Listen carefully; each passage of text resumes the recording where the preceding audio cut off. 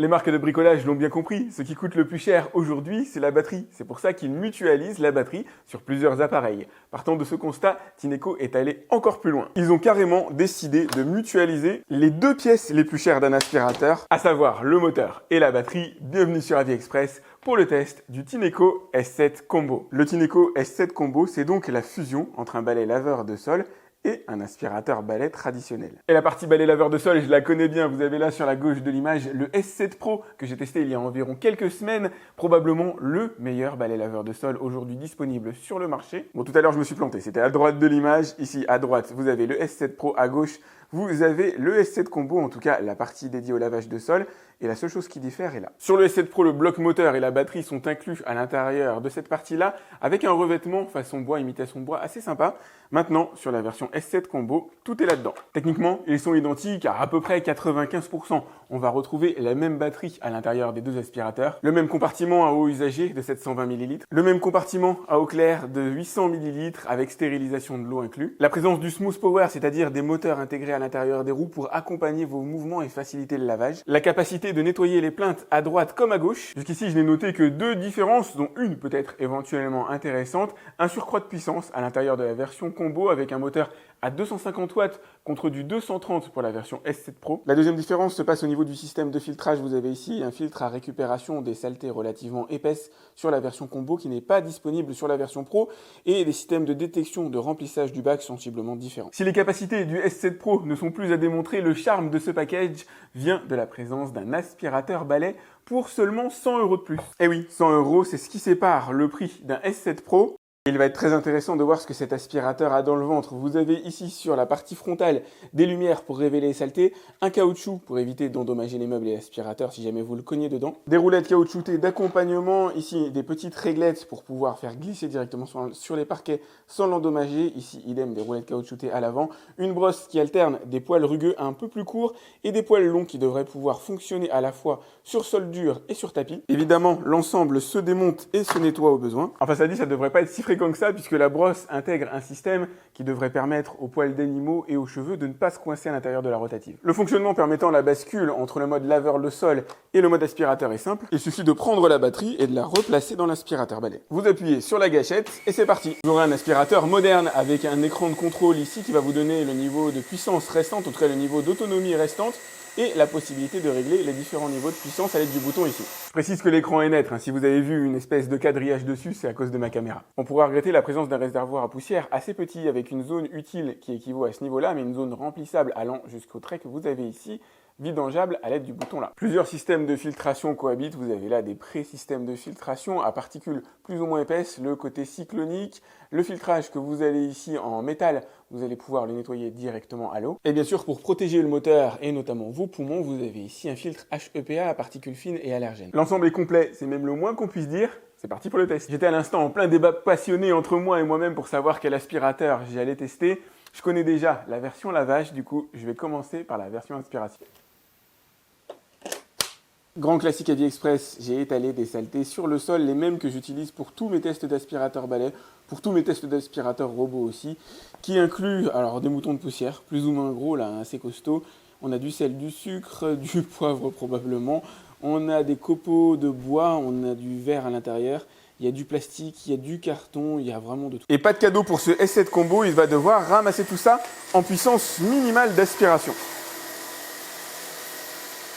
Observez le résultat, ce que vous avez à droite et à gauche, c'est les zones sur lesquelles il n'est pas passé. La partie centrale est quasiment impeccable. Il va rester 2-3 saletés qui sont passées au travers des mailles du filet, mais rien de symptomatique. Attention toutefois par rapport à une brosse fluffy, c'est-à-dire une brosse douce, on a une garde au sol ici qui est extrêmement limitée. Si vous avez des gros amas de saleté, ils vont avoir tendance à être poussés par l'aspirateur. Niveau praticité, même s'il n'a pas tous les raffinements d'un S12, on est sur un aspirateur assez agréable à utiliser. Cette partie-là fait 1,9 kg. C'est pas la plus légère du marché, mais ça reste suffisamment léger pour ne pas avoir le sentiment d'avoir un poids lourd dans les mains. Ça n'a rien à voir avec un Dyson. L'aspirateur tourne très bien, il passe bien sur le sol. Le bruit de fonctionnement est assez match, c'est plutôt sympathique. Je n'irai pas jusqu'à dire que ça rend l'aspiration agréable, mais il s'en sort globalement plutôt bien.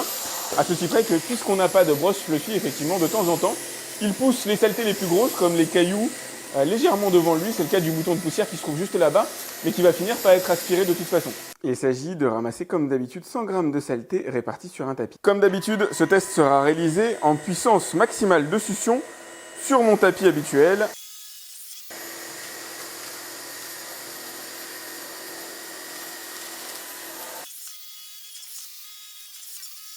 Et voilà le résultat. À hauteur d'homme, on distingue quasiment plus rien. Les particules les plus costauds ont été enlevées. Il y a un grain de riz qui traîne à ce niveau-là, vraiment de l'ordre du symbolique.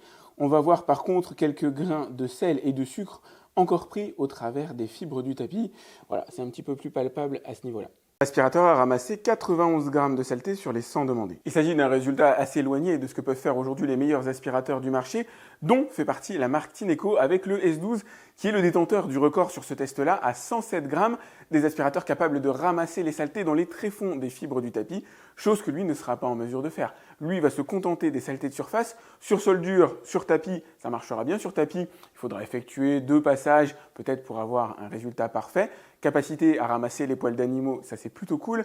Mais pour avoir du véritablement costaud, pour avoir du concurrent de ce que font aujourd'hui les meilleurs aspirateurs balais, évidemment, il faudrait un aspirateur dédié totalement à ça. Là, pour le coup, on est dans un complément quotidien qui sera très bien pour nettoyer du sol dur, comme c'est le cas chez moi, du parquet, du carrelage, ça marchera nickel. Un petit tapis par-ci par-là, c'est parfait. Si vous avez des animaux, si vous avez des moquettes, si vous avez des sols plus difficiles, il vous faudra investir dans un aspirateur balai dédié uniquement à ça. Allez, voyons voir maintenant s'il est en mesure d'aller aspirer les plinthes, c'est-à-dire de passer au plus près des murs. Là, il était en mode auto, il s'est mis tout seul en mode puissance max. Et le résultat est très bon, la puissance est tellement concentrée, la puissance de succion, qu'elle est en mesure de venir les déloger les saletés qui se trouvent sur les plinthes. Seul petit regret, il me reste, voilà, en bout de course, 2-3 grains de sucre qui, eux, n'étaient pas situés au niveau de la plinthe. Vous les voyez juste ici normalement. Après, si vous avez des zones où il faut maximiser la puissance de succion, il y a des accessoires qui sont fournis avec, comme par exemple l'embout suceur ici, assez classique, qui va avoir une fonction 2 en 1. La première, c'est l'embout suceur que vous avez là, rejoint, alors si j'appuie sur le bon endroit, hop, par le petit grattoir ici. L'ensemble est assez complet, je ne vous l'ai pas montré, mais vous avez une mini brosse grattante ici, vous pouvez l'utiliser en mode aspirateur à main, fonctionne véritablement très bien. Si je devais lui attribuer une valeur intrinsèque, je dirais que c'est un aspirateur qu'on pourrait trouver dans le commerce autour de 250-300 €. Voyons voir ce que donne maintenant la partie lavage des sols. Allez, c'est parti pour le lavage des sols. Je ne vais pas refaire les mêmes tests que j'avais réalisés précédemment dans mon autre vidéo. Je vous mets le lien directement dans la description. Vous l'avez vu avaler des coquilles d'œufs, vous l'avez vu avaler de la sangria, vous l'avez vu avaler du yaourt, de la sauce soja, extrêmement difficile parce que ça tâche, avec notamment son protocole d'auto-nettoyage ensuite pour vérifier qu'il est bien en mesure de nettoyer sa brosse rotative tout seul. Effectivement, il s'en est sorti avec brio dans tous les tests que je lui ai demandé de faire. Même les tests de ramassage de saleté en zone humide sur les bordures, sur les plinthes murales, il a été en mesure de le faire. Il a aspiré le sucre sans aucun problème. Techniquement, il est extrêmement difficile de le prendre à défaut. Là, aujourd'hui, je vais m'axer vraiment sur du encore plus costaud. Allez, je vais lui étaler un peu de crème fraîche périmée et puis surtout, je vais bien l'incruster dans le sol. Un peu de nappage chocolat pour lui donner du goût. Alors, c'est le truc vraiment qui sert une fois tous les... Voilà. Qui reste dans le frigo, qui est ultra, alors regardez, gélatineux, sucré à souhait. C'est pas totalement mauvais, mais bon, ça sert plus de décoration que réellement pour le goût. Encore du gras avec de la béarnaise cette fois-ci. L'indispensable sauce soja, ça c'est vraiment le pire pour tacher la brosse. De la poussière et des saletés diverses pour densifier tout ça. Un vieux guacamole lui aussi périmé. Manger c'est important, mais boire aussi un peu de coca, sûrement mieux sur le sol que dans mon estomac. C'est pas mal, je pense qu'on va s'arrêter là. À mon avis, vu la quantité de saleté, vu la typologie de saleté aussi, on a du gras, du sucre, on a des saletés en relief, vous avez de la poussière, vous avez du verre, vous avez tout ce que vous retrouvez habituellement à l'intérieur de mes tests, mais cette fois-ci largement multiplié. Alors là, ça va vraiment être tendu. Je sais pas pour vous, moi je parierais sur le chocolat, comme tâche la plus difficile à retirer sur le sol, la plus incrustée. On va déjà effectuer un premier passage et voir comment il s'en sort. Le coca, ça va être sans aucun problème. Le chocolat, ouais, c'est ce que je me disais. Il va falloir 2 passages probablement. Je vais en faire un deuxième pour voir ce que ça donne. Ouais, en 2 passages, il a quasiment tout retiré. Un petit troisième. Bon, j'ai du chocolat sur les roues, malheureusement, mais regardez, si je reviens en arrière, ça va gommer. Il y a véritablement plusieurs types de saletés. Ça, c'est des saletés faciles. Le guacamole, les liquides de manière générale, il les enlève sans aucun problème. Il n'y a que les saletés incrustées sur lesquelles il va falloir effectuer plusieurs passages. Ces saletés-là, vous en avez alors essentiellement dans la cuisine, en même temps, chacun en a à des endroits probablement différents. Et dans ce cas-là, il faudra insister un petit peu plus avec la brosse, rester un petit peu plus sur la tâche pour pouvoir venir déloger les saletés. Mais regardez ce que ça donne ici. C'est quand même assez bluffant de voir le volume que j'ai pu mettre et avec quelle facilité tout est retiré directement par l'aspirateur. Doit rester pour l'instant une légère pellicule grasse sur le dessus. Ça, c'est normal, il n'y a pas de miracle. Mais au bout de quelques passages, ce sera totalement avalé par l'aspirateur. Ce qui est super intéressant à mon avis, c'est d'aller voir l'état de la brosse. Regardez, elle s'auto-nettoie à mesure qu'elle passe directement sur le sol. Elle a pris une teinte alors très légèrement ambrée du fait de la sauce soja, probablement du chocolat. On va lancer le mode d'auto-nettoyage. Vous la voyez relativement claire, mais ouais, elle a une très légère teinte à la caméra. C'est très étonnant, mais lorsque vous reposez le balai directement sur son socle, il est en mesure d'analyser son niveau de saleté. Et là, il m'a indiqué qu'il fallait faire l'auto-nettoyage. Je vais donc appuyer sur le bouton sur le dessus. Et regardez ce qui se passe en partie arrière, c'est très joli à voir, notamment de nuit. Il est en train d'assainir l'eau contenue dans le compartiment à eau claire. Ensuite, il humidifie la brosse rotative. Et enfin, il aspire le contenu directement dans le bac à eau usagé. Et regardez, ça je l'avais jamais perçu, mais cette partie-là peut bouger. Alors j'attends qu'il le fasse. Et là, il est en train de faire rouler le rouleau dans les deux sens, histoire de bien déloger les saletés.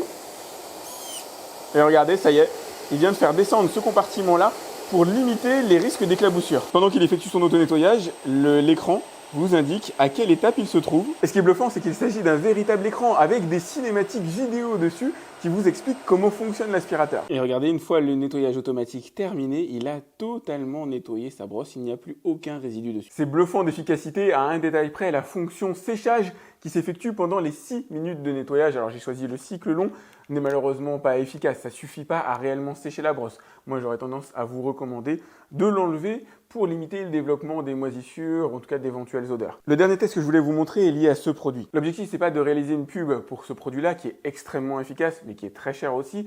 L'objectif, c'est de vous parler d'une autre fonctionnalité de ce genre de laveur de sol.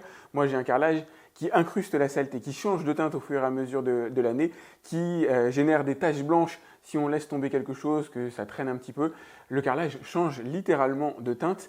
Avec ce produit-là, je peux retrouver la teinte d'origine et le fait d'avoir ce balai permet de nettoyer une grande surface, c'est-à-dire de mettre le produit dilué dans de l'eau, de jeter l'eau littéralement sur le carrelage, de laisser agir quelques minutes et après d'utiliser le balai pour ramasser le. Je vous propose de faire le test à petite échelle. Je ne sais pas si mon carrelage est extrêmement sale, mais en tout cas, ça va être intéressant de le réaliser. Je vais mettre du produit alors sur une partie du carreau. Je vais l'étaler comme ça à la main, essayer de faire une belle ligne bien droite. Voilà. Le produit agit, je vous montre une des différences avec le S7 Pro, la présence de ce fameux petit réservoir qui vient contenir les saletés les plus épaisses. Et pour le reste, je nettoie le filtre sans autre forme de procès directement au robinet. J'ai laissé le produit agir pendant 5 minutes. J'espère que ça va nous donner quelque chose de visible face caméra. L'eau est devenue poisseuse, ça c'est certain. Alors moi, je vois d'ores et déjà une démarcation au sol. J'espère que vous aussi, vous parvenez à l'apercevoir. Je vais essayer de trouver un angle de caméra qui rende grâce au travail effectué. C'est pas forcément simple à percevoir à la caméra, mais ici, on distingue bien une zone plus sombre sur ce côté droit du carrelage, là où c'est quand même pas mal éclairci ici sur le côté gauche. Bon, comme mon précédent test n'était pas très visuel, je me suis amusé à le faire sur un autre carreau plus sale. Vous pouvez voir ici la partie qui a été lavée par rapport à la démarcation très nette que vous avez ici et la partie sale sur l'autre moitié du carreau. Je me suis aussi amusé à dessiner une croix ici avec le produit en pleine partie sale. On va voir ce que ça a fait. Ah ouais! Là, c'est plus que visible. On peut voir la croix se dessiner assez nettement et encore avec mon appareil photo, c'est pas toujours simple à montrer. Et ça, c'est ce qu'il a retiré en saleté de l'équivalent d'un seul carreau de mon carrelage utilisé avec un produit un peu plus dégraissant que la normale. Pourquoi j'ai voulu vous montrer ça? Tout simplement parce que déjà, il n'est pas forcément simple de trouver un produit de nettoyage véritablement efficace. Mais surtout, c'est une autre méthodologie de nettoyage qui permet d'étaler de l'eau sur le carrelage directement, de laisser décanter et à la volée de tout ramasser avec un aspirateur capable de récupérer les eaux usagées. Le combo est absolument génial. Cet aspirateur-là, alors balai laveur de sol, le S7, S7 Pro, on peut l'appeler de cette manière-là, c'est aujourd'hui ce qui se fait de mieux sur le marché. C'est un des 2 meilleurs disponibles à l'heure actuelle. Quoi qu'il arrive, c'est un excellent choix. Complété par l'aspirateur balai qui est un petit peu la nouveauté à l'intérieur de cette vidéo, qui fait le taf, qui fait le job sur les parquets, sur les sols durs, il n'aura aucun problème. Dès lors que vous êtes sur du tapis moquette, il a la brosse adéquate, la brosse qui va bien. On a de la brosse fluffy, de la brosse douce ici, qui peut ramasser les particules fines de saleté, les poussières qui pourraient rester dessus éventuellement lors d'un lavage. Lui va aussi avoir l'option supplémentaire d'aller attaquer les tapis. Alors il ne le fait pas de manière magique, il n'est pas à la hauteur d'un Tineco S12 que je tiens en très grande estime, notamment à ce niveau-là au niveau des tapis, mais il va permettre d'avoir un aspirateur balai qui a finalement sa propre utilité. Vous n'avez pas envie de sortir un balai à usage humide systématiquement pour ramasser des saletés qui seraient tombées dans un coin de la maison. Personnellement, je ne le fais pas. Je vais utiliser un aspirateur balai. Le fait de mutualiser moteur et batterie sur, on va dire, deux produits différents, c'est dans l'air du temps. Ça permet d'économiser d'une certaine manière. Et finalement, pour 100 € de plus, vous allez avoir un aspirateur balai de bon niveau. Il est impossible de trouver aujourd'hui sur le marché